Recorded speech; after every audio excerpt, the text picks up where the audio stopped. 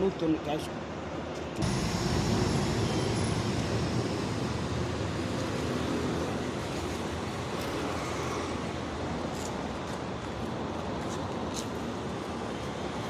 Continue ಮಾಡ್ತಾ ಇರೋದಾ pass ಮಾಡೋದು? ಪಾಸ್ ಮಾಡಿಕೊಂಡು ಇನ್ನರ್ ಲೇಔಟಲ್ಲಿ ಐತೆ. ಕಾರ್ತಿಕ್ ಅವರು ನಮ್ಮನ್ನು ಕರೆದಿದ್ದಾರೆ, ತಮಿಳ್ಮನವರು ಜೊತೆ ನಿಂತಿದ್ದಾರೆ.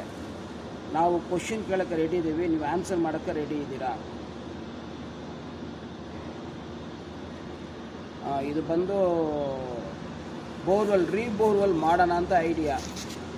ಮಾಡ್ಬೋದಾ?